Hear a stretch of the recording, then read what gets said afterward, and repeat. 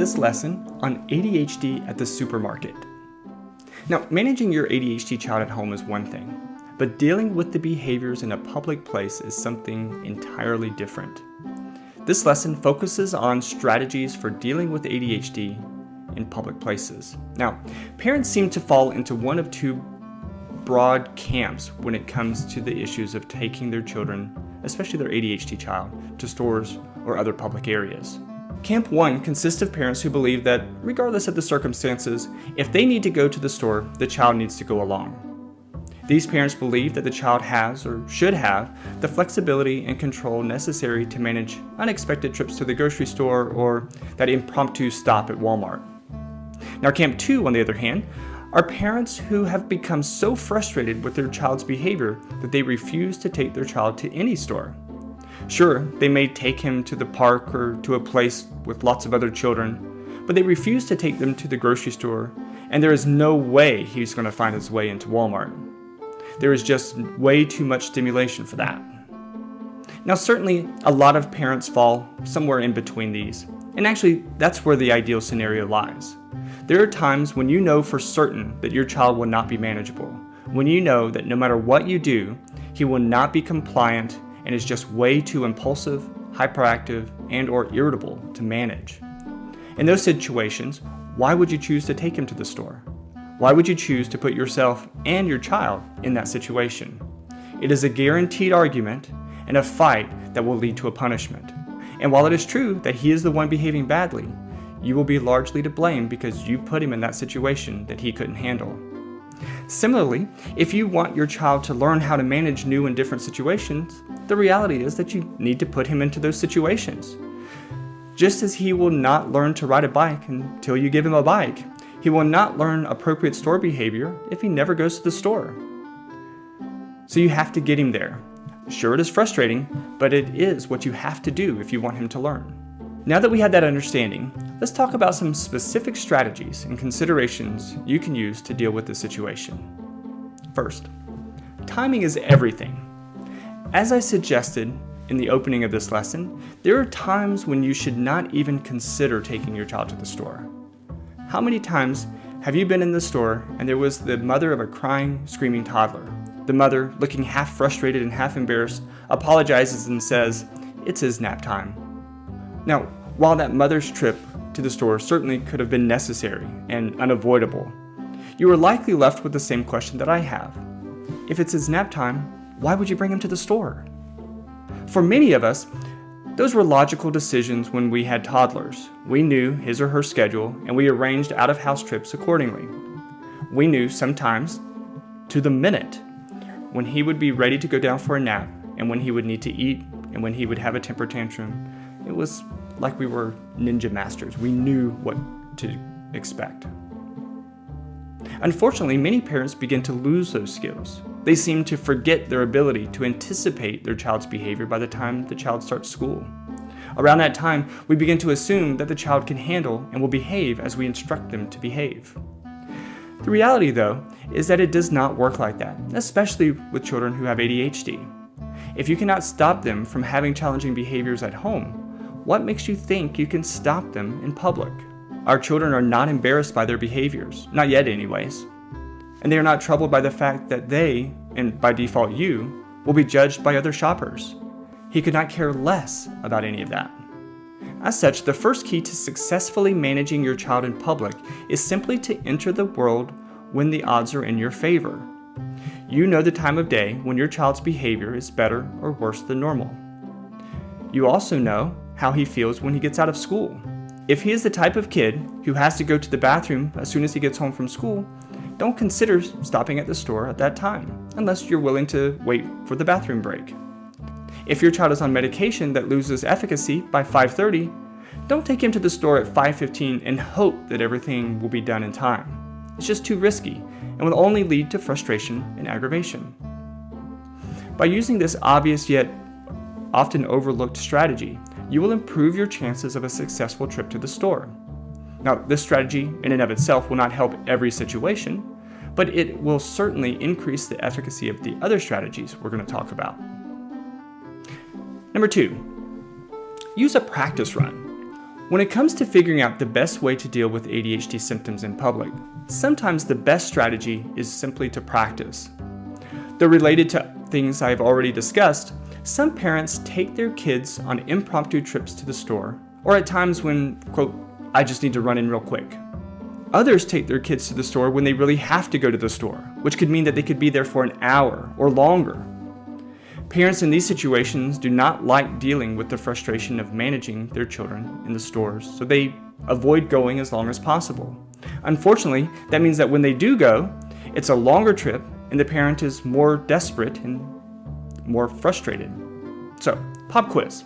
If you were trying to learn a new skill or figure out how to manage a challenging situation, what would you do? A. Put it off as long as you can. It may be inevitable, but at least you can limit doing it to once or twice a month. B. Get someone else to do it for you. C. Wait until you must do it. That way, although you'll be more stressed, you can't avoid it any longer. Or D. Practice the new skill at times when it doesn't matter as much and stress is lower. Now, hopefully you chose D, though as you can imagine, the other options are choices many parents make. Though they may do so subconsciously, many parents avoid these challenging situations as long as possible. And this is the paradoxical complication of stress. That is, the thing that relieves stress, in this situation, not taking our child to the store, is the same thing that maintains the stress. So, to put it another way, because we never learn how to adequately manage the situation, we remain stressed and ill-prepared. So in these situations, I often encourage parents to make practice trips to the store. These are trips that don't really matter. Trips that could last no more than 5 minutes. Trips where you are literally just going into the store to grab milk or bread. So here's how to do it. Practice trips to the store should happen a few times a week on different days and at different times of the day. So you may plan for one Sunday afternoon, Tuesday evening, and Saturday morning. As you are planning, the purpose of the trip must be clear in your mind. You are just going to help your child practice making good decisions while in the store. That's it. There can be no alternative goals. There can be no secondary gains. That has to be the only goal, because as soon as there's another important reason for going to the store, your stress and frustration level will elevate, and you will not be able to make the decisions you need to make for your child. So it has to be the only goal. Once you have the trip planned, it is time to let your child know that you are going to take him to the store. No, you should not say, "Hey, child of mine, I'm going to take you to the store so you can practice being good." Instead, you should say something like, "Hey man, I need to run to the store in a few minutes and pick up milk and eggs. So start putting your shoes on so we can get going." No pressure placed on him, no expectations, just a normal trip to the store from his or her perspective. Now, while you're driving to the store, you want to prepare him for what to expect. Say something like, "Hey, thanks for coming with me. I just need to run in real quick and pick up a few things. I know that there are a lot of things we both like and want in there, but for this trip, just milk and eggs. We are not going to even look at anything else, okay?" You might even put it on the child to say, "Hey, I might try to look at something else, but remind me that this is the only thing that we're going for." By having this discussion, you are priming him for your expectations. You are letting him know, outside of the excitement of the candy aisle, outside of the business, you are letting him know now, outside of the excitement of the candy aisle, outside of the busyness of other customers, while everything is calm, you are reminding him of the rules and letting him know what to expect. Now, when you arrive at the store, don't rush, but don't loiter either. Get in, get your stuff, and leave before the urge to explore is too overwhelming for your child. All the while, it is important that you are encouraging him. That is, as you walk in, have him carry the handbasket. You won't need a buggy since you're just getting a couple of things. You may ask him, "Where's the milk?" or "Do you remember which milk we get? Help me find the eggs. Remember, we need to check the eggs to ensure that none of them are broken or cracked." Encourage him while you're at the store to keep him involved in the process. As you can well imagine, a contributing factor to child misbehavior is boredom. And kids with ADHD get bored very easily. So keeping them engaged keeps them moving, keeps them thinking, and therefore keeps them from getting bored and making bad decisions. Once you have your items, head to the cash registers. Have him put the items on the conveyor belt. If there is a self-checkout, have him to scan the items. The point is keeping him engaged. If he is talking to you and helping with the checkout process, he will not be as inclined to look at the candy. That said, if he does ask about the candy, you want to remind him, remember, we just came from milk and eggs. We agreed that we weren't going to get anything else this time. But remember that candy you want because maybe next time we'll get it. He may be upset, but then you need to distract him with a more appropriate behavior. For example, you could give him the basket and ask him to go stack it with the others near the door. You could let him swipe the debit card. There are many things you can do to keep him engaged, things that he would probably be really interested in doing, but we tend to hurry through just to get out of the store. Once you leave, you want to make sure that you review the trip with him. On your way home, thank him for coming with you. Tell him he did a good job listening and helping out. Reinforce his engagement with you. For example, say something like, "Thanks for coming to the store with me. I really like it when we can just hang out a little bit and talk. We need to do this more often, don't you think?" Then let him talk about it some and share with you what he thought about it. The general goal with your practice trip to the store is to give yourself and your child positive experience. Low energy, low expectation, just a trip for the sake of exposing him and yourself to a low-stress trip to the store. Each time you go, you may consider adding a little time. Pick up a few more things, but keep him engaged. As we will discuss in later sessions, you may want to consider getting him something periodically. For example, on the last trip, if he asked for a candy bar and you told him, maybe next time, perhaps you could get it for him this time. Even if he doesn't remember, you could say, "Oh man, remember the last time we were here? You asked for those M&Ms and I told you maybe next time? Do you want a small bag this time?" This simple yet powerful gesture accomplishes two important things. First, it lets him know that when you tell him something, i.e., maybe next time, you will remember it and follow through. Second, it lets him know that when he is making good decisions at the store, he may be able to have some of those things that he would not otherwise get. I like to call this a win-win. So, schedule your practice runs. Use as many as you can. As you are experimenting with them, you may add some things or take some things away from the process. But the bottom line is that you and your child need to have some good experience in these situations. He will have no idea, hopefully, that they are manufactured and planned by you. So use the opportunities to their fullest. Number 3, use what you have.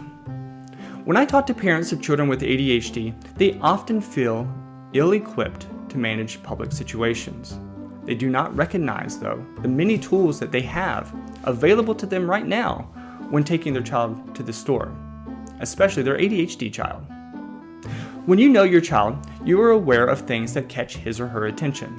You know his interests, you know her favorite toys. As such, why not use those things to your benefit? Young children with ADHD often dislike sitting in the buggy, which is where we would like for them to be. They would much rather be walking around, which is exactly where we don't want them to be. The reason they do not want to be in the buggy, quite simply, is because it's boring. So why not bring a few things to keep him busy? We will talk about electronics in a later lesson. But when you are at this stage of the process, it may be well worth considering the use of an iPad or cell phone to keep him busy. You could allow him to play a video game or watch a video as long as he is sitting in the buggy. This will allow you time to get your shopping done. You will have to plan for this situation though. You will need to bring the iPad and already have games or videos on the device before you get to the store. Moreover, you will want to ensure that those games and videos will keep him engaged. The key, of course, is that you have to make sure that he will want to use the iPad or phone. This is where the strategy you will learn in the future lesson will come in handy. That is, it should make sense that if he's allowed to play his iPad or play on the phone anytime he wants, it will not be as enticing to overcome the excitement of the store. Other kids are just as interested and enticed by books. Even if you do not bring a book, most stores have a book section, so you can go pick out a few and let him flip through them while riding in the buggy. Older children with ADHD are a little more challenging. It would certainly be difficult to place a 9-year-old in the buggy. As such, other tools may be needed with them. As you have already heard in previous lessons, my perspective is that children want to behave appropriately. They want to please and they want to be helpful. As such, consider assigning your child some work. Send him down the aisle to see if he can find a particular product. See if he can get the milk or examine the eggs for cracks. The key here, of course, is to keep him engaged to prevent him from getting bored and misbehaving. In all, by using what you have, whether it's the iPad, phone, book, or your wisdom, keeping your child busy with distractions may be a good way to reduce disruptive behaviors while in the store. This is best for short trips to the store, but depending on the situation, you could certainly use it for longer trips as well. Strategy 4, remember your training. Now, in a previous lesson, you learned the importance of consistency, predictability, and immediacy. These same principles, especially consistency and predictability, used at home are critical in public situations. That is, the expectations you have at home should be applied at the store. When you're at the store, consistency is important. As always, the rule is the rule. You should not make a rule or set an expectation that you cannot completely enforce and your child cannot completely meet. For example, don't tell your child that the rule for him to be able to walk is that he has to hold on to the buggy. First, you know that he will not be able to do that consistently because of his ADHD symptoms. Second, you also know that you cannot make sure that he does it the entire time. For example, if there's just not enough room for the buggy and him to get between the shelves and another buggy, at that point, you're likely to ask him to let go and move behind the buggy. So again, it's not a rule that you or he can consistently maintain. Similarly, predictability is crucial. If you say it, you got to do it. If your child asks for a treat, don't say yes or no unless you will follow through. The classic example of this is, of course, the child begging for candy. We've all experienced this, we've all been frustrated by this. We've all had times when our child will beg for something and it seems as though the begging and crying never stops. As the parent, you are in a very tough situation. On one hand, you want to be consistent and stick with no means no. At the same time, the child, who seems completely unfazed by the spectators, continues to beg, only getting louder and louder. Wanting the child to stop, wanting to get out of the store as quickly as possible, and feeling as though the cashier is taking her time weighing those bananas. You really have to fight the urge to give him what he wants, just to get him to stop. Parents struggle with this scenario, but remaining consistent and following through is really difficult. But you know instinctively that giving in, after saying no, will only mean that the next time you're in the store, he will beg even more. So, when you're at the store, remain predictable. Don't say no unless you mean no. Don't say yes unless you mean it. When you say it, follow through. Remain consistent, remain predictable. Strategy 5, bring reinforcements. If you have a child that is especially challenging when you're at the store, bring reinforcements. Don't go alone. Whether it's your spouse, a friend, or another relative, bring someone with you to help if all these other strategies fail to work. There is no reason to believe or assume that you need to go at this alone. When you have a partner, you have more options.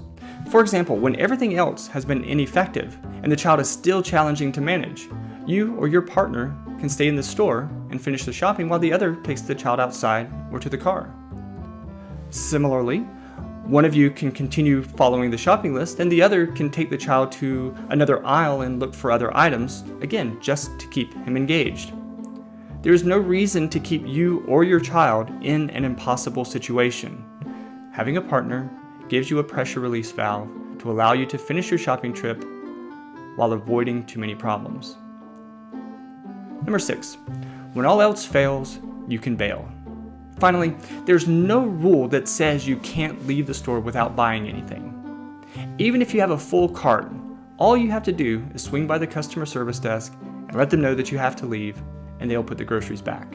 No harm, no foul. Again, the point is simple. If nothing is working, don't stay in an unwinnable situation. That will only lead to more behavior problems from your child and less ability to manage those behaviors by you. Do not buy into the idea that you are giving in or letting the child win by leaving without making your purchases. Instead, view the situation as living to fight another day. So, in this lesson, hopefully you were able to gain a number of strategies for managing challenging behaviors in public places. Every strategy will not work with every child. As such, you need to experiment with the different ideas and modify them as needed to fit your child, your situation, and your values. Again, as I've said before, I encourage you to resist the urge of viewing many of these strategies as giving in and letting the child win. That's not what you're doing. What you're doing is you're understanding your child, understanding your situation, and responding in a healthy, appropriate manner. So, write to us in the discussion or chat section and let us know what is working for you. If you have some other strategies that have been effective, share them with the others. I'm sure that there are parents out there who are looking for more useful strategies when managing with these issues. So, thanks, and we'll see you at the next lesson.